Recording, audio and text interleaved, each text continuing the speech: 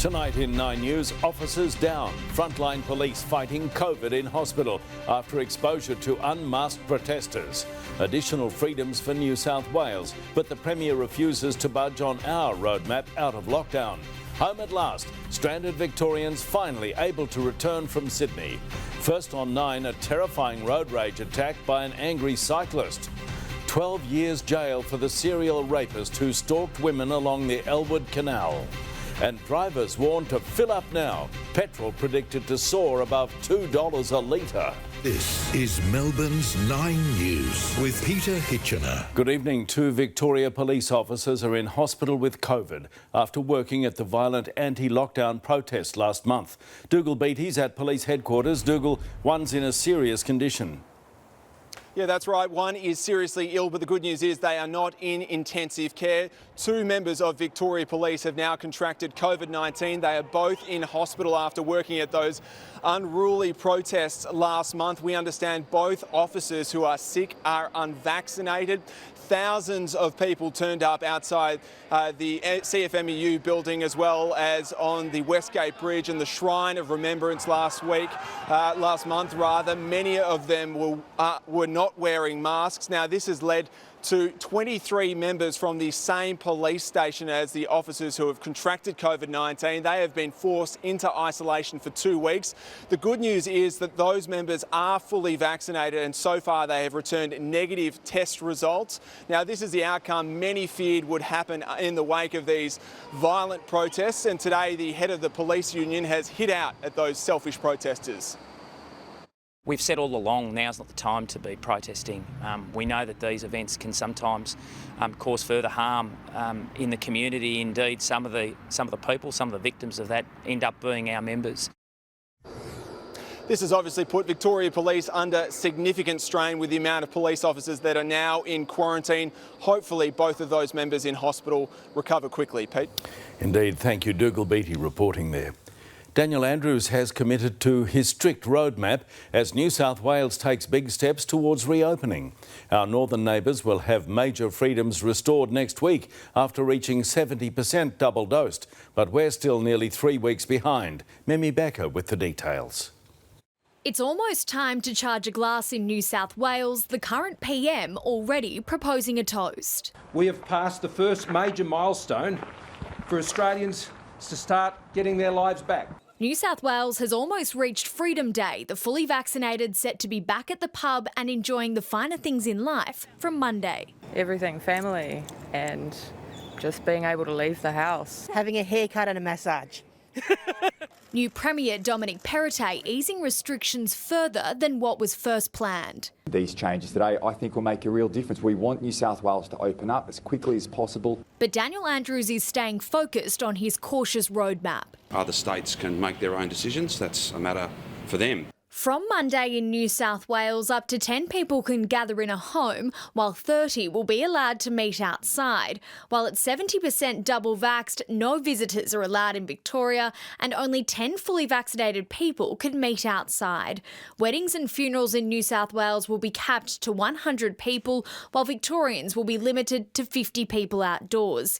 Gyms will be back in New South Wales with up to 20 in a class, but will still be banned in Victoria. Hospitality venues will operate under density limits, while in Victoria it's restricted to just 50 people, outdoors only. Let's wait and see how things unfold for them. I'm not here as a commentator on the national economy or what's happening in New South Wales. In addition, all New South Wales students will return to school full-time from October 25, 10 days before Melburnians. That's great for kids. It's a major relief for parents and their sanity. In a surprise move, New South Wales has decided at 80% office workers can go mask-free, while there's no end in sight for Victorians. Our first priority is making sure that we can continue down the roadmap in a safe fashion. To all those still in lockdown, you can look at this day and say, we'll be there soon. And I know you will be. It won't be long. As it stands, Victoria is on track to hit our 70% double dose target in 19 days' time on October 26. Less than 2 weeks later, on November 5, we are set to be 80% double dosed. We can potentially bring that forward a little bit if we all go and get our second dose as soon as we possibly can. People expect that when they put that effort in, that the government will keep its side of the deal. Another 96,000 shots have been delivered across Victoria. 84.13% of those over 16 are now single-dosed, 55.55% double. We can't endlessly suppress this. And that's why we're going to have a vaccinated economy. It's why we've got vaccination mandates. With simple pleasures well within reach. My family being able to see my 4-week-old son finally. So that's probably what I'm looking forward the most. Mimi Becker, 9 News. And Victorian health chiefs no longer consider Sydney extreme risk. The city was downgraded to a red zone at midnight, allowing thousands of Victorians to fly home, provided they spend 2 weeks isolating. State political reporter Mark Santomartino. Stuck in the US, then in Sydney. It's taken 15 months, but Samuel Davies is finally home. I'm stoked, absolutely stoked. So Mum's going to be here shortly to pick me up and we'll head back up to Invergordon. The 27-year-old was among the first of thousands of Victorians who will fly straight into home quarantine after the harbour city was downgraded to a red zone at midnight. At least it's at home. So that's fine. Much of New South Wales is now an orange zone. It's 587 infections, paling in comparison to Victoria's 1,638, pushing active cases above 15,000. 10,000 of those were found in the week to Tuesday. Just 7% had received 2 jabs, 78% were unvaccinated. Sadly, 2 people lost their lives with COVID-19. A woman in her 60s from Wyndham. And a woman in her 70s from Hume. Minister Luke Donnellan announcing 10 dedicated disability pop-up clinics are on their way to help people like Margarita Coppolino get vaccinated. I was so relieved that I was now in a better position to live a longer life and not worrying about being found dead in my apartment. By the end of September, 71% of Victorians on the NDIS had at least 1 shot, protecting others as much as themselves. I could never live with myself if that was the case. From 8th of October, all of Victoria's state-run vaccination centres will support people with disabilities to get vaccinated any time without a booking. We can't leave anybody behind. 564 patients are in hospital with COVID, 115 are now in ICU, 74 need ventilators. That's up by 21, blamed in part on the grand final weekend spike. When someone's diagnosed when they first get symptomatic with COVID, the real danger period is after 7 days after their symptoms onset. I think all of us know people in our lives who are not necessarily following these rules. The principal of St Columba's College warning parents against birthday parties after a number of young people at a Sweet 16 tested positive. One of them is in ICU. We are so close. We can see to the other side. This lockdown will be over, but over when it can be over. What won't end at 70% are questions over the Premier's brokering of the 2016 firefighters' pay deal. Aren't the people of Victoria entitled to know whether their Premier is the subject of an anti-corruption commission investigation? I behave appropriately at all times.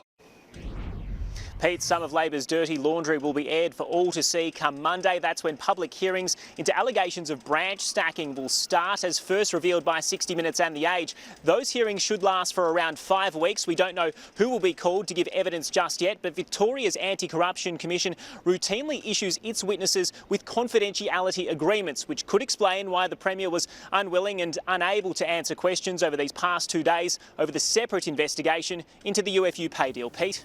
Mark Santomartino reporting. Melbourne CBD offices are the emptiest they've been since the beginning of the pandemic.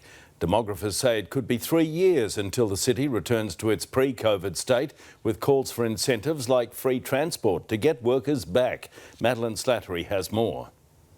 Finding customers in a deserted city is all part of the daily grind at Foccacino. Until the government says people can go back to work, then we won't see a change. Even though offices around the cafe have closed, the Docklands business has remained open for the whole pandemic. We might go at 30 minutes to an hour without seeing anyone, and it's difficult, but we're trying to stay positive. A new survey has confirmed just how dire CBD occupancy rates really are. Plummeting in terms of the amount of people who've actually returned to the office or are in the office at the moment. It's gone down to just 6%. In April and May, the CBD was at 45% of normal capacity. In July, it slid down to 12% and August 7%. The Property Council says the public sector, which employs around 50,000 people, needs to lead by example. We see an opportunity for the government to really lead from the front. They committed to bringing their people back a minimum of 3 days a week. It also says there should be some incentives to bring people back into the city, whether it's free public transport on certain days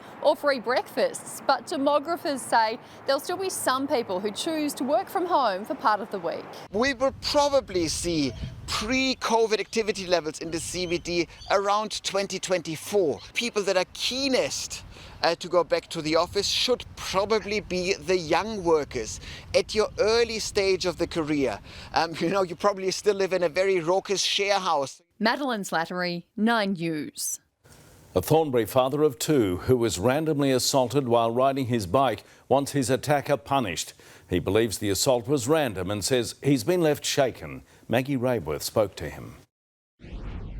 Screaming death threats and physically lashing out. What have I done to you? What have I done to you? An irate cyclist even stomps on his victim's bike. The victim doesn't want to be identified, but says this man attacked him on Tuesday evening. He grabs his water bottle and he just throws it on me. The father of 2 was riding along Leinster Grove in Thornbury when he was targeted by the lycra-clad cyclist and started recording. This man just assaulted me. I don't understand. Please tell me, what have I done to you? Desperate for answers, he followed his attacker to this Northcote Laneway. I had a phone in my hand and I think that saved my life. What do you think he would have done if you were killing him? I think he would have just punched the hell out of me. The 44-year-old was left with these marks on his neck and says they're a constant reminder of his ordeal. He grabbed me from the shirt, as you can see in the video, and he just gave me such a bad scratch. I had blood on my shirt. The victim says he didn't recognise his attacker and still has no idea why he was targeted. The assault has left him shaken. Now he's taking time away from work to recover. The man says while it will take time, he's eager to get back on the bike. Police say a man has since handed himself in, but no charges have been laid. Maggie Rayworth, 9 News. There's been a development in Australia's diplomatic rift with France, its government deciding to send its ambassador back to Canberra.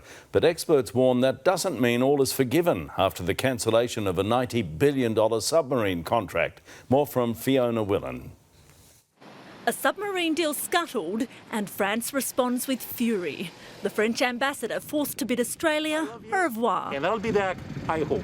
3 weeks on, it's been confirmed he will return. I'm looking forward to getting through what is a difficult period. But it doesn't mean Australia has been forgiven. I don't think there's much forgiveness. I think it's the emotion has gone and now we're down to hard-headed calculation. The French Foreign Minister today revealing the ambassador has 2 missions: to redefine the terms of the relationship and to defend France's interests, after Australia turned its back on the French for a nuclear-powered submarines deal with the US and UK. The Australia-France relationship is bigger than a contract. France says the contract could take 2 years to formally end. Well, Mr Morrison has his work cut out for him if he's going to repair the sense of trust and relationship. France was also upset with the United States over the submarines deal. But this week, the French president has met with the US Secretary of State and is planning a meeting with Joe Biden, while he still hasn't spoken with Scott Morrison. Some say there's a reason for that. It's a calculated move and it sends a message about France's view of Australia's place in the world. I will look forward to our first meeting again, our first phone call again. The opportunity may come this month at the G20 Leaders Summit in Rome, if the Prime Minister decides to go. Fiona Willan, 9 News.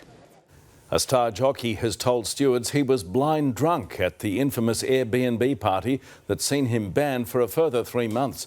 Ben Melham made the admission when asked why he didn't tell stewards fellow jockey Mark Zahra was also there. Melham's extended ban comes as the Melbourne Racing Club prepares for the upcoming spring carnival without crowds.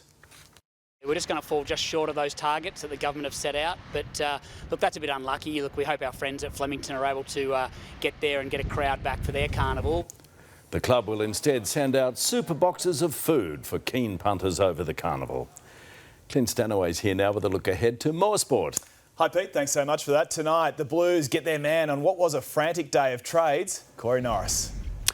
Clint, Adam Chera is finally at Carlton. We'll hear from the star recruit later in sport, while the Blues have also snared a big bulldog.